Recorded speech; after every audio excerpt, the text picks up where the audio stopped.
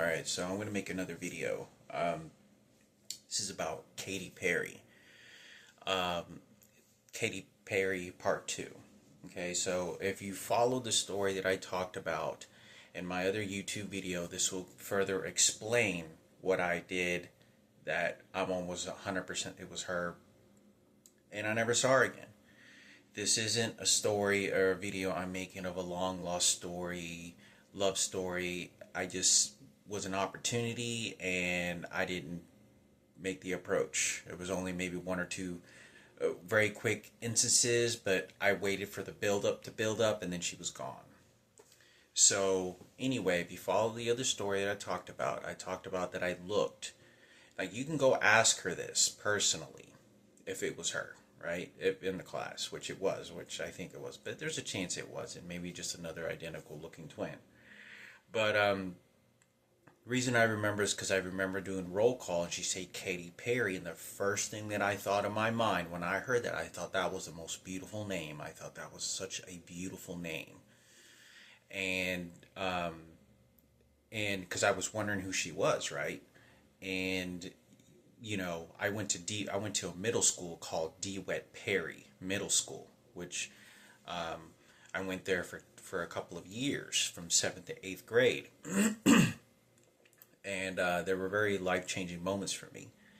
But anyway, so she's in the class, and I talked about that I looked at her hair. And the reason I had done that was because, there's always going to be racial tensions, and given the fact that I'm Hispanic and I have a mustache at that time, I don't have a beard, and I have midnight black hair, very thick. And my skin tone, it particularly the fact that you see these types of Mexicans that are in class, they're considered like the mojos, or they're considered the immigrants that just go to school and they just kind of scrumble through life, and the construction workers, they're not really like high fashion expressive in the world of sort of this Caucasian and U.S. Music world, as opposed to, many of them grew up with listening to a lot of Mexican music, and that's not really mainstream commercial and high levels of population as big as it is in the commercial world, like hip hop and like the Taylor Swift kind of stuff, and the Katy Perry kind of music. So anyway, but I didn't really think of it, and there was the majority of the people in that class were Mexican, and I'm telling you this. This is what I have to say, about the situation. There was no doubt at all. I mean, when she was staring at me, everyone in the class, because there's always this sensation, and it was very aware. There's always this sensation of when one male understands that's the most attractive looking girl in a room, then everyone else in that room is going to recognize like that. Even the males will. And it's very instinctive. Even when they weren't even paying attention, they pay attention because the vibrations in the room were very powerful, and how it looked like something was going to happen between these two people. And you could sense it. And I could tell by how everybody was just kind of doing their work or kind of posturing, that she was just like, oh, that's just kind of one of the rich white girls or something like that, or whatever. She probably has an easy life or something. She wouldn't be really interested in conversations with people like us or me. But the teacher obviously was white. And I talked about the teacher didn't like this. Well, anyway, when I look at her, you could 100%, and I looked at her and she could sense, like it was connecting eyes, you could sense in the room that she knew that as well. And I looked at her hair, and the reason I do that was because I need to find a common ground with her, because I'm not her culture. But see, what gave me so much confidence as well is I think she was sort of, at that very moment in time, sort of shooken or starstruck or kind of awestruck, was because my stillness. And and sort of this approach of she had interest in me, or why do I have interest in her, because women are attracted to very strong eye focus, and so when when uh when we for it was just for a moment, and you could sense it in the class, so I knew immediately I have to look out for other students inside the classroom, and I have to look out for the teacher, because other kids won't want you to have that, and the teacher won't want you to have that, and they're very good at that. They know how to, especially the older teachers. And the older teacher, immediately I knew she was going to, because she actually stood up and she kind of looked over at Katy Perry, and her and Katy Perry made eye contact, and I was looking directly to give my token of understanding of, is she willing to make her own opinion of herself, or is she a follower? Does she follow what the teacher tells her? And when I looked at her, and I could see she makes her own decisions. And I knew that also because she colored her hair black. For you to color your hair black, and you be that light skinned with piercing blue eyes and very pretty like that, and she looked like she was kind of financially well set, had always nice clothes, and very expressive clothes, like you would see her on stage, the way they're very artistic, expressive. um and for her to be in those sort of circumstances, she's very independent, right? So when I knew that, if that's something that she liked, right? That was her hair, the hair color that she's changing it to, which is, it's a minority color, right? Because black people at least have music and have all the history of what they have and they done in, in political power, the Olympics, and Muhammad Ali, and Louis Armstrong. All these legendary Mexican people don't have that. We don't have anything like that. We're just fucking construction workers, right? So I knew that right off the bat. So I looked at her hair, and then I made eye contact with her. And let me tell you how I knew I had her. Even though I'm watching her, and I'm in the middle of sort of the class, and she's on the very corner of the left. And the reason I'm doing that is because is to analyze her. And this is like a bullet point thing. I needed to know whether she is willing to make her own opinion, because a lot of the times some students will behave. The white girls will do what the teacher says because she's white. Can't do it because she's white. She has to go with a white person, a white quality. Someone with wealth, money, or someone who produces the skin color, the ethnicity, right? And some won't. It's just like some guys are very confident and learn very fast in life, how to pick up girls. Some don't. So, and some go in between, and skid scatter. Everyone's a little bit different on that learning process. So I knew immediately she makes her own opinions, because I knew her expression. Her expression was kind of she looked at the teacher and was like, "No, I do what I want to do." She was kind of like that, and I knew this because the clothes that she wore, I remember, were pretty expressive. I mean, she wasn't seemed to be very embarrassed at all. And I remember that she came in with this sort of polka dot dress. And when she came in this polka dot dress, I knew it was to impress me. And let me tell you something. When I looked at her hair and I looked at her, it was to find common ground, because I have black hair, right? And she's has an attachment. I can build an attachment from that. So a comfortability, common ground with that. So she shows up the next class, okay? And there was only 5 to 7 classes that I was in this classroom. And I'm not sure exactly what pattern it went in. But when it was literally the next day, because she recognized that. She colored her hair blonde, or had like blonde streaks, okay? Now, when I saw her do that, immediately I knew this at my age.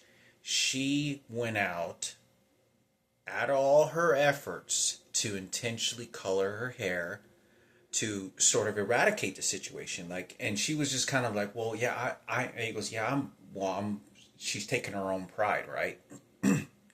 I have blonde hair. I'm taking sort of this white pride, which is fine, which is because obviously I'm looking at her, right? But the reason she's doing that is because she's looking for my approval by doing so. By her having to go home and spend hours coloring her hair and figuring out what she's trying to evaluate what I have on stage. She's trying to prove to me something by putting that attention. I'm not putting that attention toward her.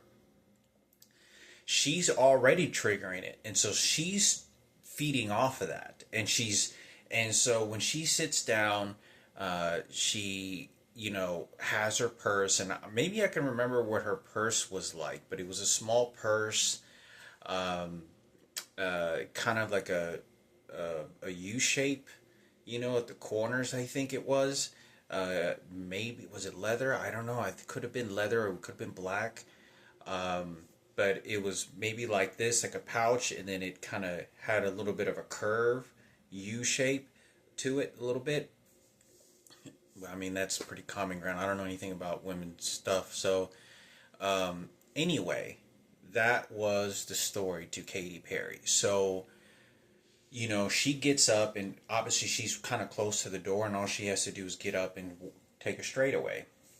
And so I knew that when we stood up in the class, whether she kind of looks clumsy or trying to make it look like she's trying to wear down enough time, she's building it up in anticipation to give me an opportunity, whether I make an approach or not, whether I make an approach to get her number, or what am I going to say to impress her, right? to get the Impala, to get the beauty, right? But I knew this 100%, not because of fear. I have to remain just mellow and not so attractive in attention. Like, my value is going to go up, because if women are attracted to guys with high value, whether that's not just wealth, but a lot of value and other senses of confidence and being as a person. And they're very different. So anyway, I have to let her just sort of get up, walk about her business. Like, I have this sort of elevated high value that I created, and this just connection very quickly, that now I have the platform. But I knew I had her right away. I knew I had her because she went home and colored her hair to me, right? And I knew that she did something like that. So then when I knew she did that, I had to look at her very quickly at some point in the classroom, an hour and a half that we're in the class, an hour, that I'm very attracted to her still. I don't care if your hair's not black anymore, you're still very attractive. So she's like, wow, okay. So now she picks it, women very quickly pick this up.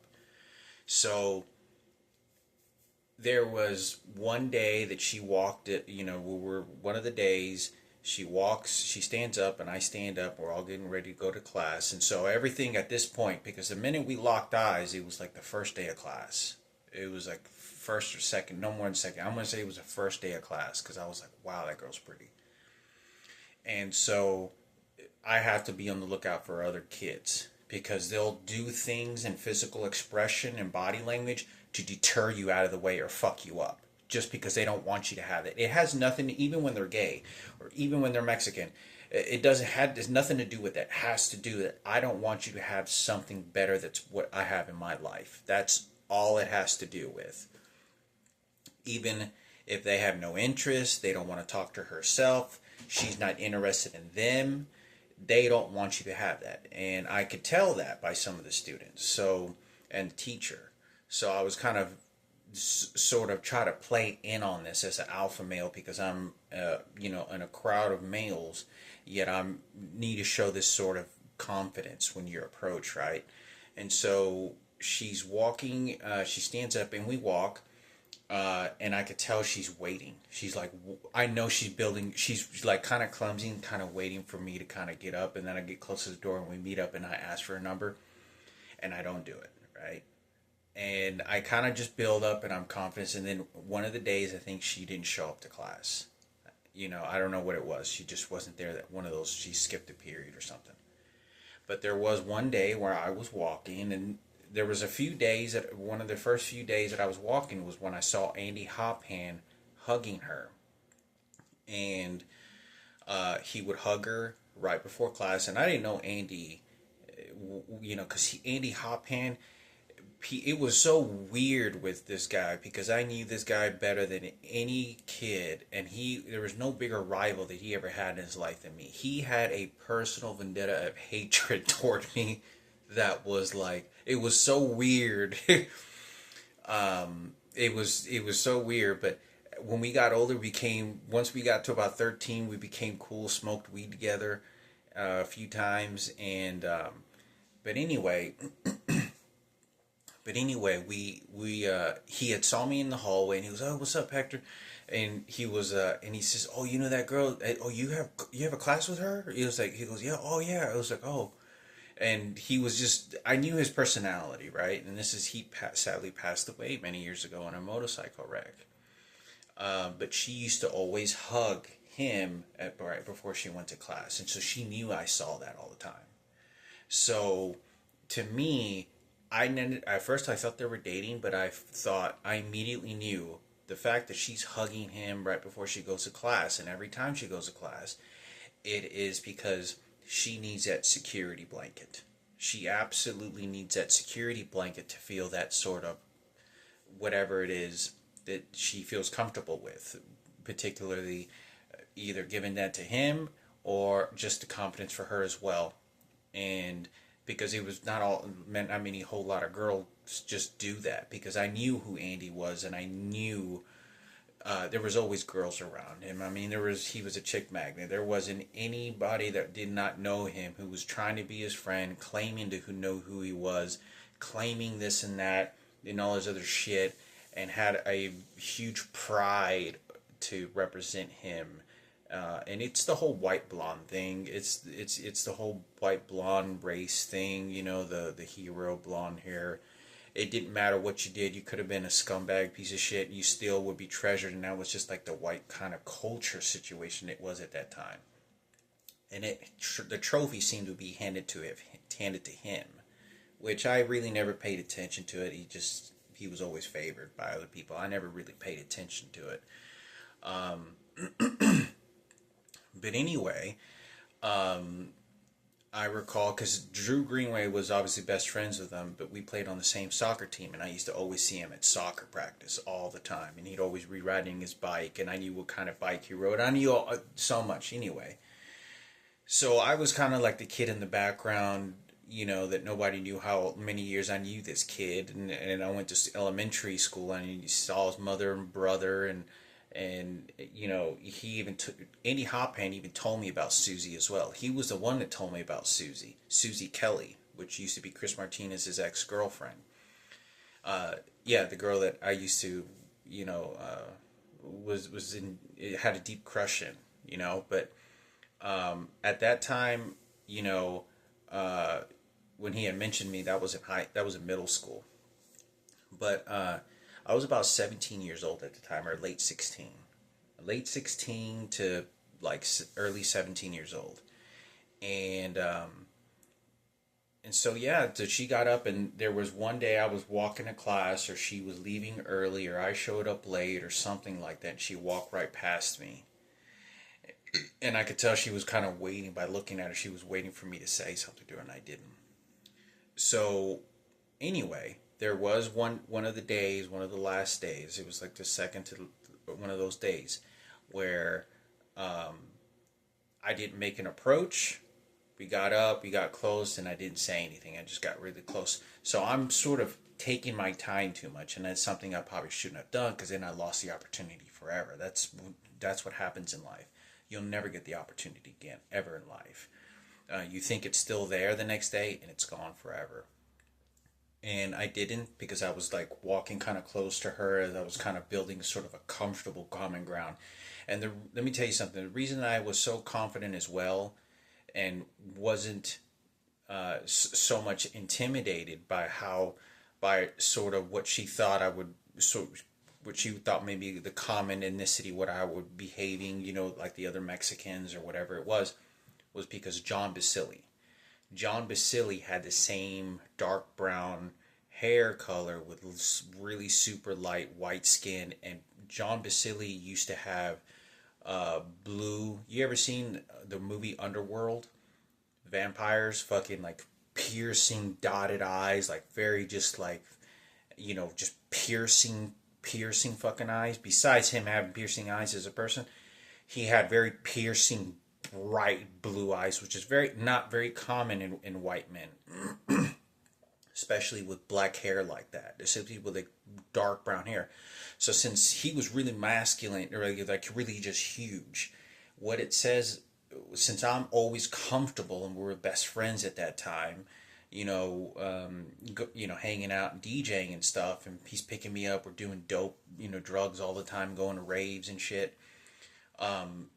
There wasn't a hesitation of, okay, this person is white, I have to be very careful, so sketchy, because Katy Perry had the same skin tone as him, and sort of this sort of piercing eyes resemble, so there wasn't like a hesitation because I knew it's like I look at John Basili like this all the time. So she picks up on that very quickly, and women can pick that up on very quickly on this sort of comfortable level of how you feel toward them, and can make a resulting analytical results in their mind very quickly, and where they feel emotionally with that situation, and size you up, whether you're value or not, and where they can place you.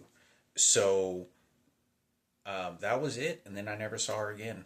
The teacher did not want me. I remember very distinctly the teacher got up and kind of walked near me, and so she kind of walks like this, and then she kind of takes a left a little bit and kind of looks, and just looking at her, kind of like sticking her head up. And the reason she is because she looks and then she turns like that, and she does this because it's like, yeah, don't go over to him. And then she kind of, and it's also to intimidate me, like to come like this and to, no, that's what you don't want that. That's not what you're supposed to get. But I knew immediately when I looked at her, this girl makes her own decisions, and she didn't like the fact that somebody else was telling her, who puts what into her. She decides that. So she was very independent immediately when I recognized that. And, the teacher could recognize that as well, where she feel like she may have not had so much control over her, like she felt like she should have. But that's the story of Katy Perry. When they made roll call and she said her name, I, was not expecting that name, but I thought that is the most beautiful name. I was like, Katy Perry. I was like, that is a beautiful name. I was like, well, Katy Perry. I mean, that's that's such a treasuring name. So, anyway, that was it. And I never saw her again. But anyway, I used to, before I actually was in that class, I talked about that I used to walk home every day, and this was like for months. This was like at least a couple, I want to say like a couple months. I'd be walking home every day, and I'd take all these shortcuts, and almost every single time that I walked home at that same exact time, out of all the turns that were going on, I'd see Katy Perry be driving her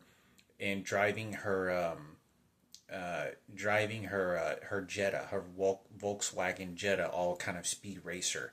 And it was so weird. This is kind of, I remember when I was a kid, I remember thinking to myself, what is how when you're 16, 15 years old, and girls know this, right, when you're 14, you always try to put in your mind, and adults do this as well, what you think is what was meant to be, because God was trying to shift you together to be in love, right?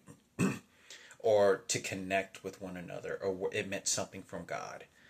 And so when I'm turning all these alleys and shit, and I'm walking, And she takes this turn, and she always shows up, and there's no one around. She's always kind of like she's out and doing activity and shit. She's kind of seems like Speed Racer. And she gets up. I mean, she's driving, and she'd always kind of turn like this, and I'd be walking, and it was so weird. It was always at the same time I was saw her, and I'm like, what is the likeliness that she could show up at the same time as I can, and I'm taking all these fucking turns, and it's always at the same time. So anyway, that happened for like a couple months, and I'd be driving, and then I'd see her, and you know, and then I never saw her again. I don't know if it was she got a job, she transferred. I don't know what the story was. But John Basili one time mentioned her to me, and he said, some girl named by name Katy. Now, I don't know if it was this. I don't know if it was Katy, this Katy, but I think it was. It could have been. Because I know that if she looks a lot like John, and she knows that I'm hanging around John, girls are extremely creative at a very young age to how to figure out how to access a guy that she's interested in. Even though she may show interest to other guys, she will find a way to contact a girl of a girl to then go contact John, and then how somehow she engages with John, or try to get John to then invite me, because I've done this so many times where I've been with other friends that this has happened to. Where girls would be asking about me, but they would be talking to my friend all the time for hours, and they would keep asking questions about me. But she had mentioned her, and I remember thinking, "What? You said Katy? You said Katy?" And he goes, "Oh no." And he said something, and he said something like, she came over. I don't know if she came over John's house, or John met up with her, or she approached John. I don't know what the circumstances to this. It could have been some other Katy. It could have been totally somebody else. It had nothing to do with it. But I remember thinking that if he's talking about Katy, then I knew immediately.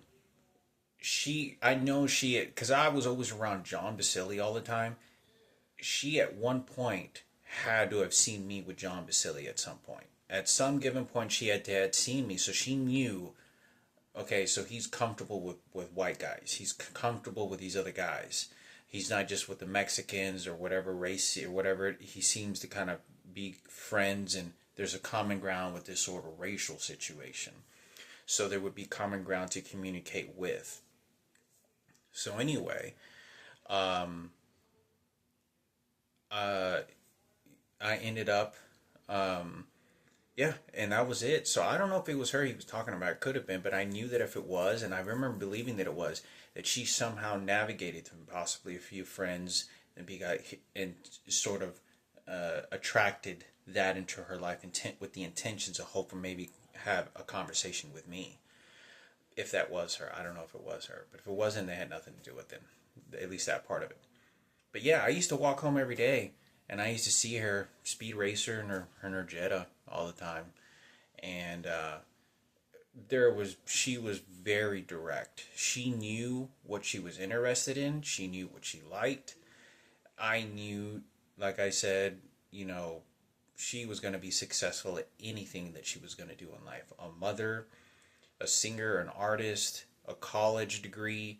She was very well mentally, very, very well mentally well-bounded, which drew me an enormous amount of attraction toward her. I was very attracted to her because I was, especially when I was younger, I was always looking to see what traits someone had shown, that if we had children together, or I had children, could you be a good mother? And how well intelligent of a mother could you apply your knowledge to the child, to the offspring, that would make the child just a supreme and blossom beautifully, and be a really good mother. But I knew she was going to be successful at anything she was in life. I didn't know she was, Andy Hophan didn't mention to me that she could sing until after I was out of that class. It was like a month after. It was like a month after or 2 months after, and yeah, that's what he said. He says, "Man, that girl can sing, man." He was like telling me this, and you know, but like I said, I thought I'd talk about that for a minute. Um, you know, there's really not any type of like, I'm old now. I'm 42 years old. Uh, and I talked about this story many years ago, but as far as I have anything to say with that, uh, the best of luck, some people got it and some people don't. And if you don't take the opportunities and had the blessings that you were given, you lose them forever and you don't ever get them again. And you'll regret it. And you'll learn later not to regret it because you won't have any choice but to do so.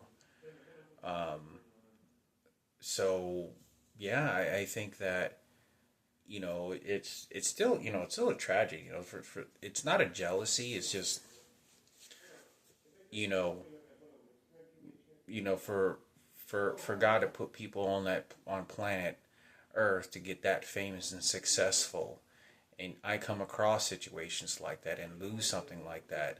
I was lucky enough to grace her, be in the presence of this individual, and it meant something. At least I think that maybe sometimes God puts certain things together. Maybe He doesn't. So anyway, I thought I'd make a video on that. Um, yeah, I mean, I don't really know what to say. I think Richard Murphy knew who she was or knew her name because he said the word Katy. But anyway, you know, it is what it is. Life passes by, and some people got it, and some people are successful, and things change. That was when you're teenagers like that, and you're as pure as heart, and you're as pure as your being, you're pure as in your vital youth and vibrations, and your vigor of your energy and your life, and you're just radiant and light. Um, it's very different than when as we get older. Everything changes, and you can't remember much about how that really presence was because the time has changed, and it's no longer is. So, people change, make decisions, and you're just a forgotten story. It's just the way that is. Same thing with other people that I came across of, you know, some passed away, some didn't, some got diseases, some didn't, some were able to get college degrees, some weren't, some got really wealthy different ways, um, and I had maybe a better hand at life than they did. So anyway, that's how the story goes.